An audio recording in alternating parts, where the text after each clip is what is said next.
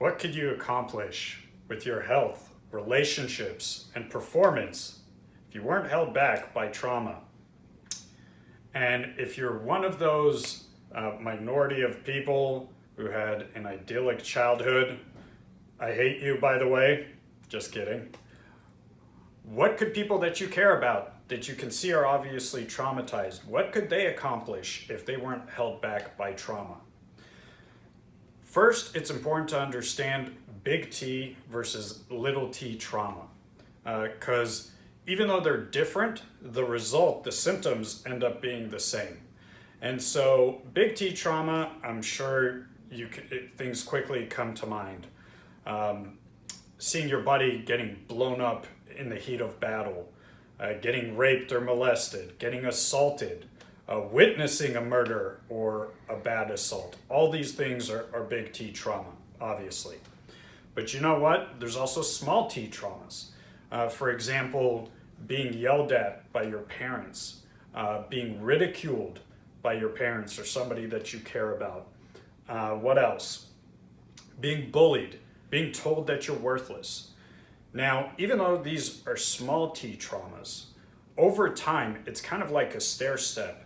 The small t traumas, if they happen enough times over a prolonged period, the repercussions, the symptoms of unresolved small t trauma can be just as serious as the symptoms from big T trauma. So that's very important to understand. More people are traumatized than what you might realize. So why am I talking about trauma? What caused my trauma? Two big things.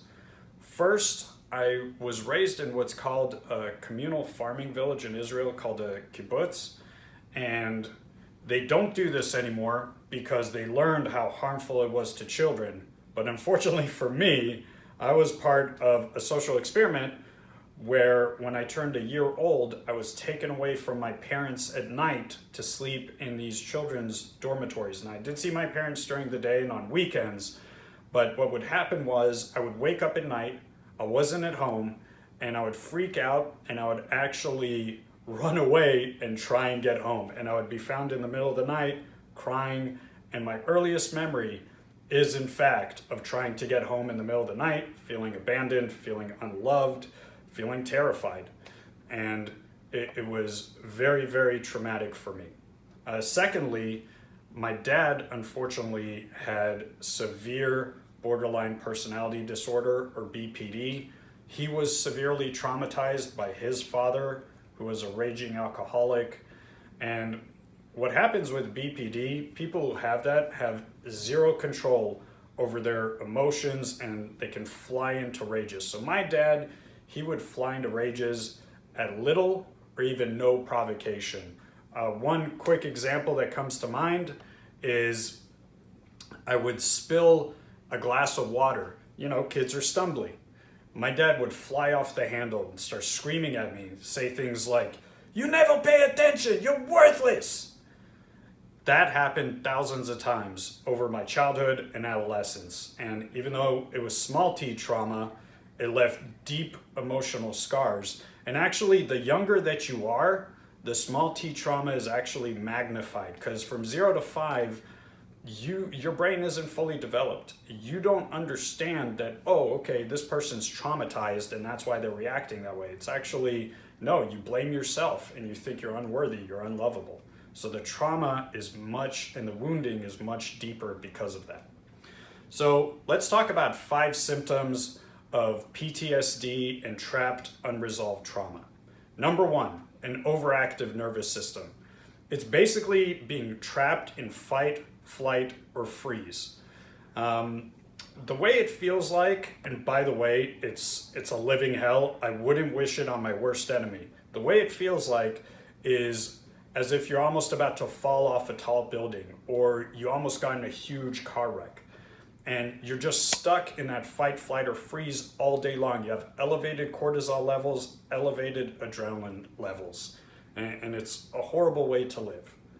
Secondly, you can be very emotionally reactive and easily triggered by things that your brain mistakes for the past trauma. So, for example, if you have some abandonment issues like I did from what happened in the kibbutz, if you're not texted back or you're not invited to an event, you feel abandoned, you feel disregarded, even if it has nothing to do with you, it's an extraneous circumstance. Moody people, conflict, very triggering because it reminds you of the way that your parents treated you when you were growing up. And so even minor conflict can set you off. Number 3, catastrophic worst case scenario thinking, and kind of related to that, repeated negative thought loops and cycles that you're trapped in. So it's basically turning molehills into mountains. And the reason is because in your early childhood, any little thing you could get in trouble for. So in adulthood, you just catastrophize about even minor things because your brain subconsciously assumes that the worst is going to happen and is basically trying to protect you. 4, dissociation.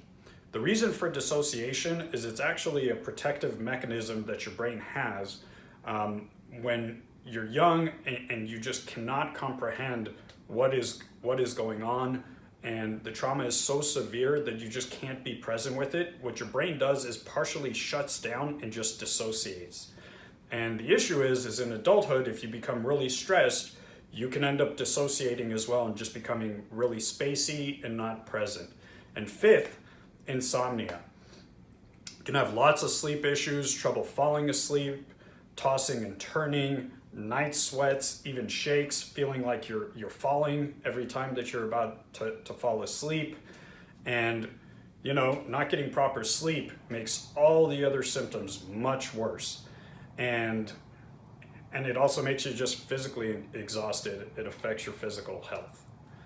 So there are many trauma release methods. In this video, we only have time to talk about 3.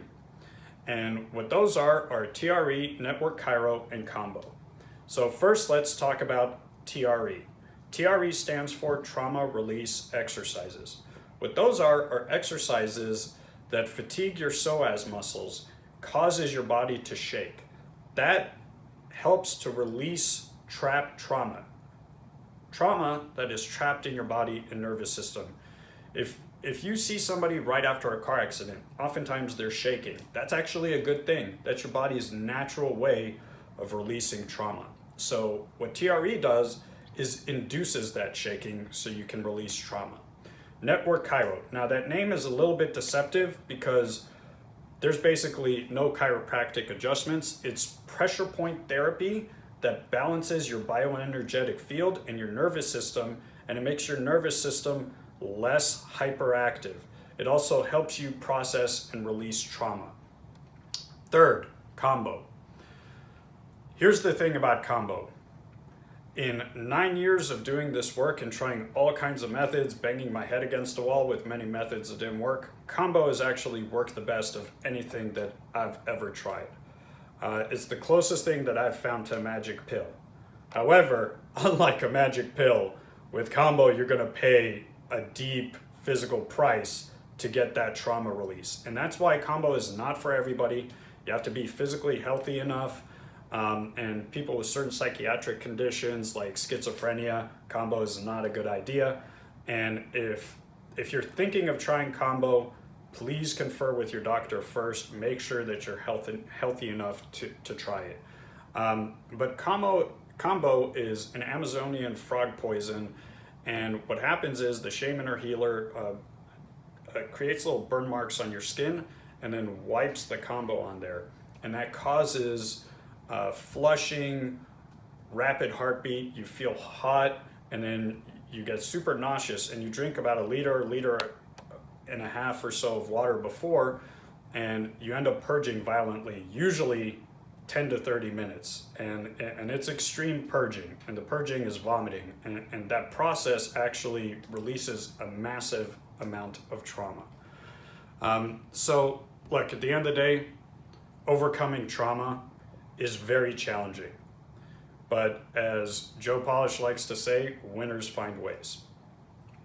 The key is to pull the thorn out, because what trauma is like a deep thorn embedded in your body. Now, you can try and numb the pain from that thorn, that throbbing. You can try and numb it with alcohol, drugs, sex, gambling, workaholism, codependent relationships, shopping, internet surfing, overeating. There's lots of things that you can do to be a temporary distraction, to give you temporary pleasure, but those things will never ever heal you. At the end of the day, you don't have to suffer and be held back by trauma. And if you're not traumatized, the traumatized people that you care about, they don't have to suffer or be held back. There are ways to heal and release trauma. At the end of the day, you have to decide to heal and release your trauma, not just for yourself, but also for your family, your friends, your partners, and your business colleagues. And remember, the key to healing trauma is you have to pull out the thorn. Until next time, love you all.